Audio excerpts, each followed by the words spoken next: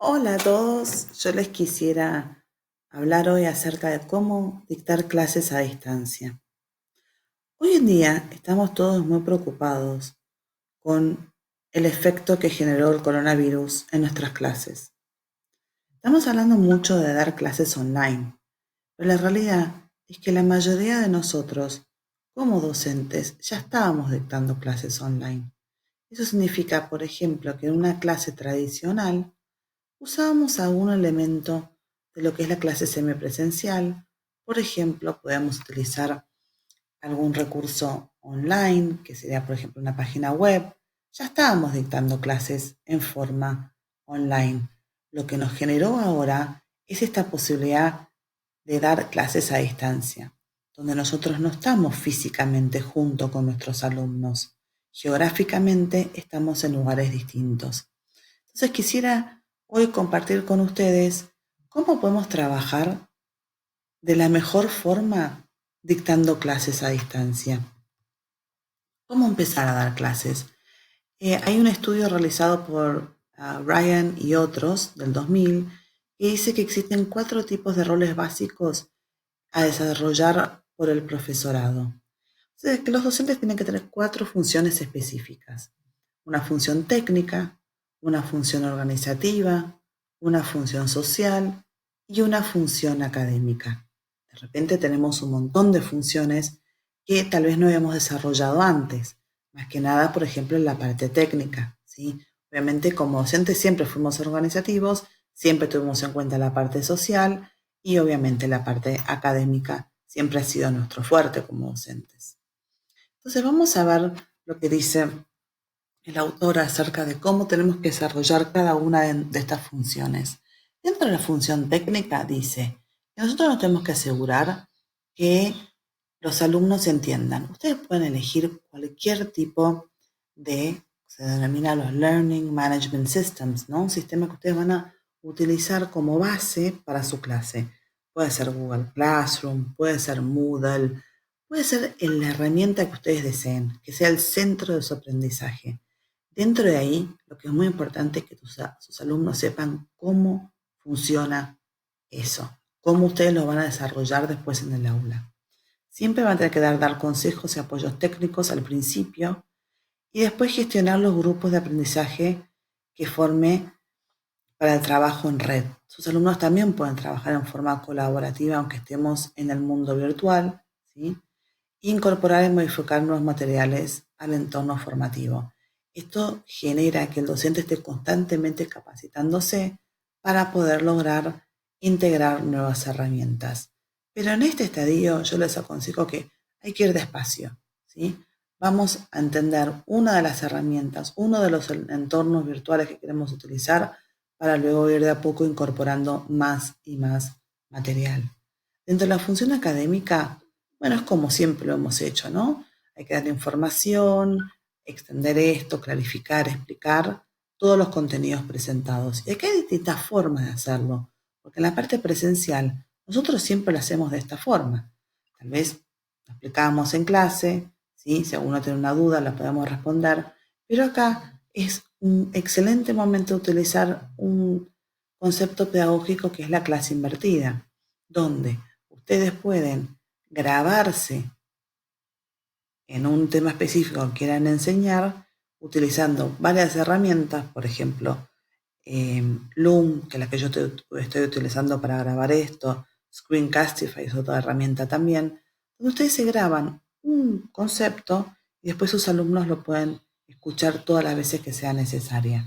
Esto lo pueden hacer antes de estar en la clase virtual. También hay que responder a los trabajos de los estudiantes, esto siempre se ha hecho, sí, pero esto demora más tiempo en la virtualidad, ¿no? Porque tal vez hay que pensar en qué formas esto se puede realizar de la forma más sencilla. Van a tener un foro, donde también pueden hacer un foro de consultas, porque tal vez el alumno puede ver, este otro alumno también tuvo esta pregunta, así vamos facilitando nuestros tiempos, asegurarse que los alumnos estén alcanzando el nivel adecuado. Siempre se ha logrado esto, pero en la virtualidad hay que ir mandando mensajes, preguntando cómo están, porque obviamente no estamos físicamente con nuestros alumnos. Resumir en los debates en grupos las aportaciones de los estudiantes. Esto es algo muy interesante.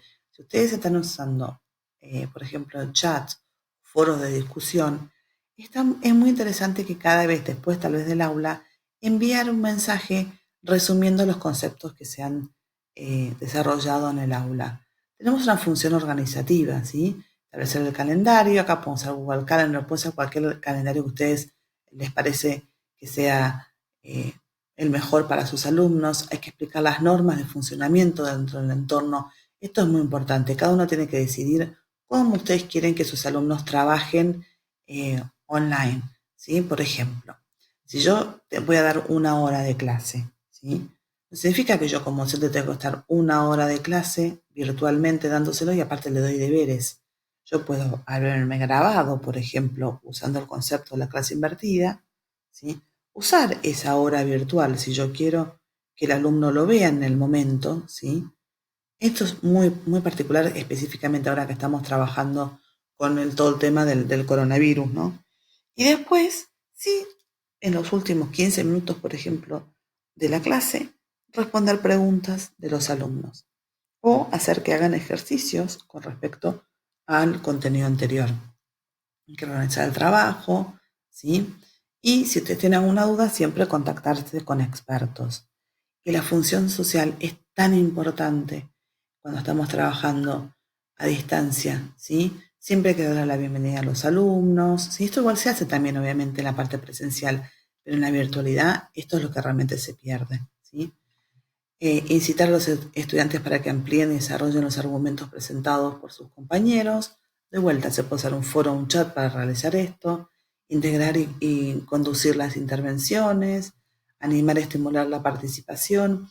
Dependiendo de qué plataforma virtual ustedes estén utilizando, también se pueden hacer encuestas dentro de, mientras ustedes van realizando y compartiendo su contenido. También proponer actividades para facilitar el conocimiento entre los participantes y dinamizar la acción formativa y el trabajo en red. Una de las preguntas que me han hecho muchos colegas es cómo organizar los recursos digitales. Feldman nos dice algo muy importante, que los profesores deben evitar que un buen proyecto naufrague. Hoy en día lo que estoy viendo es que mucha gente está compartiendo un montón de listas y de contenido. Entonces la idea es, bueno, vamos a organizarnos. Como hay mucho en la virtualidad, hay muchísimo contenido. Entonces, ¿cómo nosotros vamos a ir organizando este contenido? Entonces, organizar herramientas y recursos digitales para luego verificar su disponibilidad y planificar el uso que le daremos. Según Cachero González, dice que hay que clasificar en 3 formas: información, comunicación y aprendizaje. Obviamente que esto siempre tiene que estar basado en todas las decisiones pedagógicas que nosotros queremos realizar. Después utilizar un concepto que a mí me parece súper interesante, que es el modelo TIPAC. Con el modelo TIPAC, esto se basa en que es basándose en la tecnología, en la pedagogía y el contenido. Entonces, cada vez que nosotros tenemos que hacernos estas preguntas, más que nada en la parte tecnológica, ¿qué queremos? ¿Qué herramientas vamos a implementar? ¿Para qué la vamos a implementar? ¿Y cómo la vamos a implementar? Vamos a ver qué nos dice Cacheiro al respecto de esto. Él dice, bueno, podemos clasificarlo en estas 3 diferentes formas. Cuando hablamos de recursos de información, vayan pensando en enciclopedias virtuales. La más conocida hoy en día es Wikipedia. Después, generar bases de datos online. Cuando nosotros trabajamos en la virtualidad, es muy importante ver cómo vamos a trabajar con los favoritos, ¿no? Este concepto de, bueno, esto llaman marcadores sociales.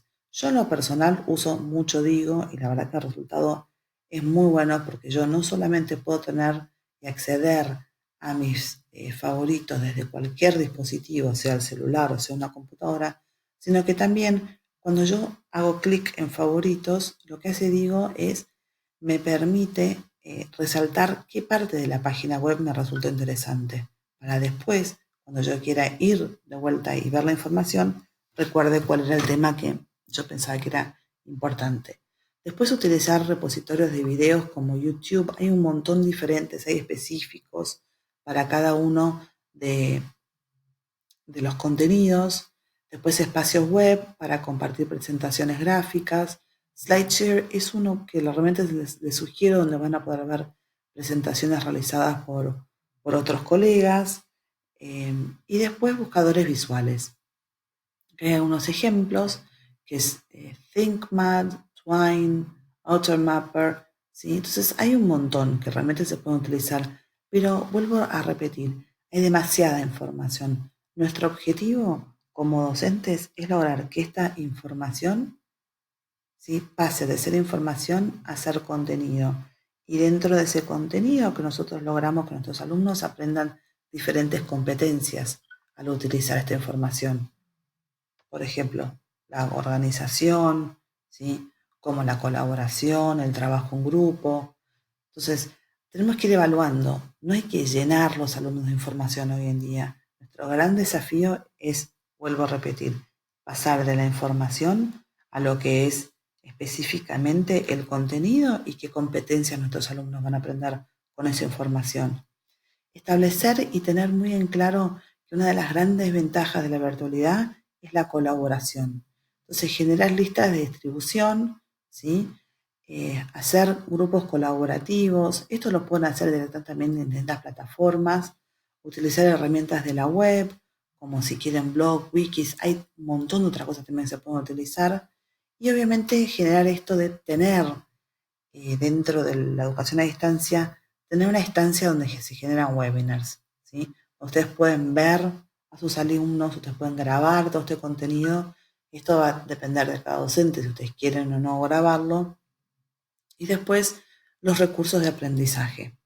Dentro de los recursos de aprendizaje, vamos a encontrar una enorme variedad de recursos que han sido creados por otros docentes. Acá nosotros tenemos que ser docentes que tenemos que filtrar esta información, y acá nos genera como un montón de tiempo.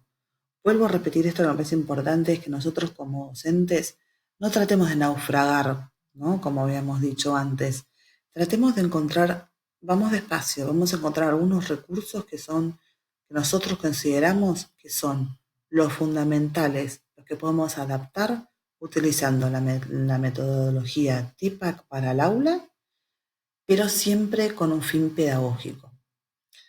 Si ustedes quieren crear tutoriales interactivos, ¿sí?, entonces esto puede ser utilizando texto, gráficos y audios. Hacer cuestionarios online, tal vez antes de empezar, por ejemplo, están utilizando algún recurso nuevo. Al finalizar la utilización de ese recurso nuevo, mandar, por ejemplo, cuestionarios a sus alumnos, a ver si les gustó o no esa herramienta que utilizaron. Y después utilizar la enorme variedad de herramientas de la web 2.0 que existen hoy en día. Están los ebooks, están los podcasts. Bueno, hay un sinfín de cosas impresionantes que se pueden usar. Y uno de los últimos recursos que los que quiero comentarles es esto del Open Courseware. Hoy en día tenemos plataformas para aquellos que enseñan a nivel secundario. Tenemos Coursera, tenemos edX, que son ya cursos ya elaborados por las mejores universidades del mundo, que este contenido está gratuito, que se puede utilizar. Les sugiero que lo vayan investigando y viendo si ustedes pueden incorporar todo este tipo de contenido en sus aulas. Bueno, espero que les haya resultado útil y nos vemos.